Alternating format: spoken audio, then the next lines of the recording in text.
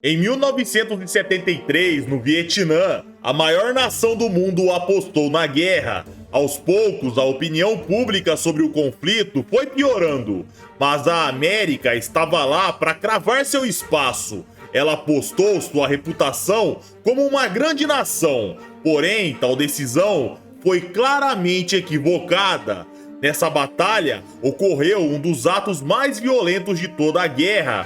Afinal, uma reputação de uma grande nação foi posta em xeque. Então, a insanidade tomou conta. O bombardeio de um B-52, aviões subsônicos de longo alcance, começaram a soltar bombas, todas a 10 centímetros de distância uma da outra. Aquilo, obviamente, era para finalizar a guerra. E após isso, o show deveria ter acabado e estava na hora do piquenique.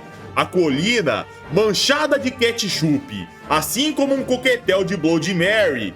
Entre os mortos, os militares andavam. Era impossível alguma coisa estar viva naquele lugar. Eles fumavam, conversavam entre si bem tranquilamente, até que num momento alguém se ergueu do solo. Os homens acima, levantados, um deles, num instante, segurado pelo pescoço. Era Yujiro Hama, aos seus 16 anos de idade. Aquele momento era o dia 300. Mesmo jovem, o soldado americano foi pego num piscar de olhos. Os outros militares, obviamente, decidiram abrir fogo, mas apenas acertaram o aliado. Quando pararam, já era tarde demais. Um aliado caía morto no chão e, num piscar de olhos, todos os outros estavam mortos, exceto alguns sortudos. Mas a sorte durava pouco. Um tinha seu crânio afundado, o outro perdia a cabeça. Mesmo atirando, o alvo já não estava mais à frente. Ele aparecia na frente de outro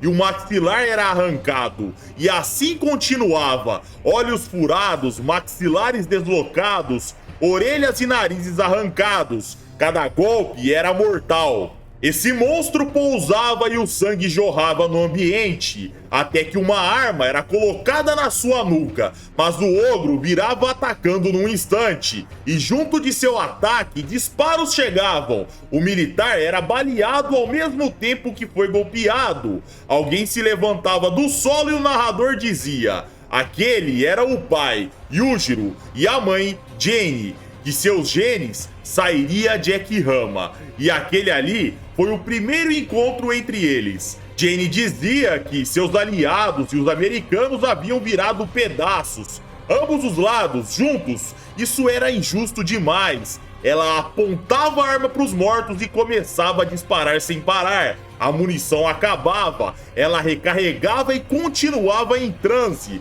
Ela gritava, o ogro olhava aquilo até que a arma travava. Então Jenny começava a chutar os mortos. Aquilo era uma espécie de desabafo. Ela dizia pro ogro que os americanos não se importavam com uma guerra como aquela. Eles iriam aterrorizar os fracos com seus recursos infindáveis. Yujiro escutava, porém ele não dava muita bola, mas Jenny insistia. Ela elogiava suas habilidades marciais. Ela dizia que já tinha escutado sobre o ogro. Ele era a arma desarmada vinda do leste. Ela tocava seu rosto e continuava: mas eu não pensava que você era tão jovem. No entanto, já matamos quem tínhamos que matar. Que tal relaxarmos um pouco e fazermos aqui mesmo? Yujiro olhava em silêncio e Jenny continuava: você está assustado ou você nunca teve uma mulher antes? Yujiro se virava e ela dizia: ah, então deve ser isso mesmo. Ele saía andando pra longe e ela gritava, dizendo pra ele acabar logo com a guerra. Afinal, ela não poderia ficar vivendo daquela forma. Jenny se virava sorrindo, mas nessa hora ela sentia um choque. E segurando ela, o ogro dizia: que tal eu arrancar a carne do seu crânio? Saiba que não é você quem escolhe se você é digna ou não de se relacionar comigo, querendo ou não, sou eu quem vou decidir isso, entendeu? E nessa hora, Jenny aproveitava. Se Yujiro estava com os dedos na sua boca, ela mordia. Porém, o ogro não esboçava reação alguma. Ele abria a sua boca com os dedos mesmo. ele a puxava e dava um leve tapa. Ela saía voando para longe. Ela rolava até que parava, se arrastando com dor. Jane via uma arma no chão e quando se virava para atirar, o ogro estava na sua frente, entortando a arma. Jane olhava assustado e ele dizia: "Eu tenho a sensação que você é valiosa, então venha comigo por um tempo." Ele saía andando e dizia: "Provavelmente podemos fazer um bom trabalho junto, mas saiba que cada um deve proteger a si próprio. Essa é a regra do campo de batalha." E assim, pessoal, o tempo se passou, até que um dia no Vietnã, em meio à população, Yujiro perguntava pra Jane se ela amava aquele povo. Ela dizia que era meio que uma troca, não tinha carinho o suficiente para se envolver pessoalmente. Mas o que a incomodava era a maior nação do mundo. Ela não iria perdoar alguém que só entrou numa briga porque sabia que iria vencer. Ela perguntava: "E você?" E surpreendentemente, galera, Yujiro dizia que a amava um pouco. E o narrador falava: "Essa foi a mais breve das luas de mel." Porque pouco tempo depois, algo aterrorizador aconteceu. O último e mais severo bombardeio aéreo. A quantidade de explosivos usados foram de 11.000 toneladas por 5 dias consecutivos. Uma atitude covarde, uma vergonha para a grande potência americana. Porém, tal acontecimento não foi registrado na história. Houve um nivelamento invisível na cidade de Hanoi, mas o mundo nunca soube do ocorrido. Tudo foi explodido. No final, aquela cidade viva se tornou um mar de destruição. Os soldados americanos, quando chegaram depois, caminharam naquele cemitério gigante. A 101ª Brigada da Infantaria, liderada pelo comandante sênior, o general da brigada, Sangari, eles chegaram até o local. Seus soldados diziam que ele era exatamente o que se esperava de um comandante veterano. Ele gostava de passear pelaquela cidade destruída. Ele era um sádico. O general sorria, ele adorava o que tinha visto e começava a fumar. Ele dizia: "Não foi nada mal." Até que de repente ele tomou um choque. Havia um homem em pé, sorrindo ao seu lado. Yujiro dizia: "Você parece estar de bom humor, senhor." O militar sacava a arma, mas num instante ele estava destruído. Os militares tomavam um susto, algo tinha acontecido ali. Seu general havia caído num piscar de olhos. O que tinha acontecido ali? O mais importante é para onde que foi Yujiro Hama. O general era levado para a base temporária das forças americanas. Eles tentariam salvá-lo de alguma forma. Os superiores perguntavam: "Como assim? Alguém ficou vivo após o nosso bombardeio?" Até que de repente, o general começou a se mover. Ele os chamou de idiotas. Ele se levantou como um zumbi e de dentro dele Yujiro Hama saiu. Ele havia aberto um homem, tirado seu interior, deixando só a pele e se escondeu lá, só para achar a base dos Estados Unidos. Os militares tomaram um susto, mas era tarde demais. A chacina havia começado. Um era socado, os outros estavam mortos num instante. Era como um filme de terror, algo que não podia ser parado. Ele saía andando como se nada tivesse acontecido. Mas quando ele abria a porta, os militares já estavam esperando. Mais especificamente, o general Stridon, aquele mesmo que iria virar amigo do ogro. E ele dizia: "Senhor Hama, é um prazer te conhecer."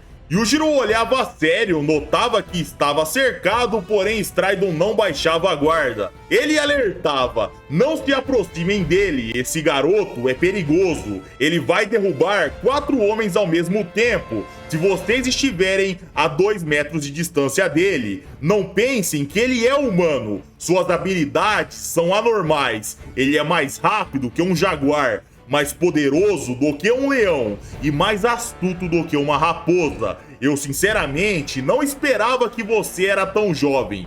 O homem chamado de a bomba nuclear ambulante, o exército sem luvas, o campeão entre todas as formas de vida. Stridon esticava o braço e perguntava: Não vai apertar minha mão?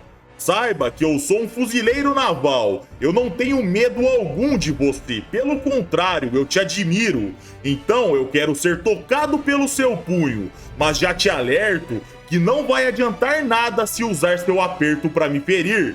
Esses homens à sua volta têm ordens para atirar em mim até a morte. No segundo que eu for feito de refém. O Jiro olhava, esticava a mão e Stridon dizia que era uma honra, mas ao tocar, sua mão era esmagada. Ele gritava de dor e o ogro o prendia contra a parede, bem calmamente. Os militares apontavam as armas, se desculpavam com o seu capitão e atiravam. Stridon tomava todos os disparos e enquanto caía ele pensava: "Ah, o meu colete à prova de balas. Que bom que eu estava com ele, eu dei muita sorte aqui." Ele caía apagado e o ogro havia destruído a parede e saído de lá. Stridon iria sobreviver, apenas as suas costelas foram destruídas. Mas dessa hora, do teto, um monstro descia e num instante todo mundo ali estava morto. Eles foram jogados pro teto, pra longe, num piscar de olhos.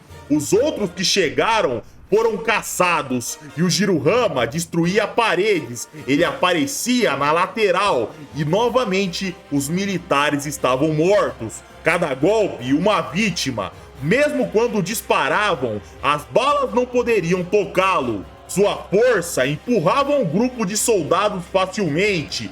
Que força era aquela? Eles perguntavam. Nada poderia parar aquele monstro. E fora daquele estabelecimento, o lugar foi cercado. O comandante de lá dizia que eles iriam viver com os seus erros. Porém, eles aprenderam. Foi errado pensar que poderiam detê-lo com armas. Então, ele pedia para todas as unidades evacuar. Aquele prédio seria reduzido a escombros. Dentro do local, o ogro quebrava o solo e caía no andar de baixo. Ele olhava o ambiente e notava que não tinha mais ninguém no local. A evacuação havia sido concluída e lá fora, com tanques de guerra, o local foi cercado. Porém, num instante, lá dentro, alguém aparecia, surpreendendo o próprio Yujirohama. Era Jenny. Ela dizia que Yujiro era um combatente, já ela, uma profissional da guerra.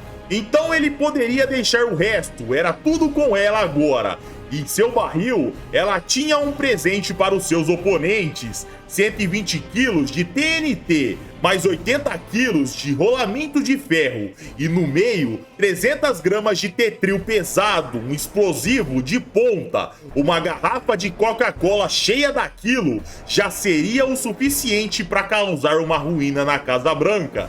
Então, eles deveriam fugir de lá o quanto antes. Ela puxava um livro e um caminho secreto se abria. Ela dizia que os grandes figurões tinham esse tipo de coisas em suas casas. O ogro observava, queria falar algo, mas Jenny o interrompia. Ela dizia que eles não tinham mais tempo, o ataque iria começar em instantes. E lá fora, faltava apenas 10 segundos para tudo começar. Eles começavam a correr, mas de repente o ogro parava. Jenny olhava desesperada. Ela dizia que eles não correram o suficiente. Ele ficaria em pedaços se ficasse lá. No pátio, a contagem acontecia. 5, 4, 3, 2, 1. Abrir fogo. Os tanques começavam a disparar. O prédio começava a ser destruído. Um projétil acertava o barril e uma explosão acontecia lá dentro. Mas o ogro sequer se mexia. O prédio colapsava. De longe, aquela explosão enorme era vista. Quando Jenny era jogada para longe, o ogro a segurava e a protegia. Os civis da cidade viam de longe aquela explosão, até que tudo se acalmava e a cena voltava pro ogro. Ele olhava para Jenny e dava um tapa. Ela voava para longe e ele continuava. O grito que você acabou de soltar é tudo que uma mulher pode fazer. Já os homens, mesmo que em perigo, eles não vão soltar gritos assim, por mais patéticos que sejam. Você fez um bom papel como um soldado, mas no fundo, você é uma mulher. Correto, Jenny? Ou melhor, Diane New, uma mulher canadense.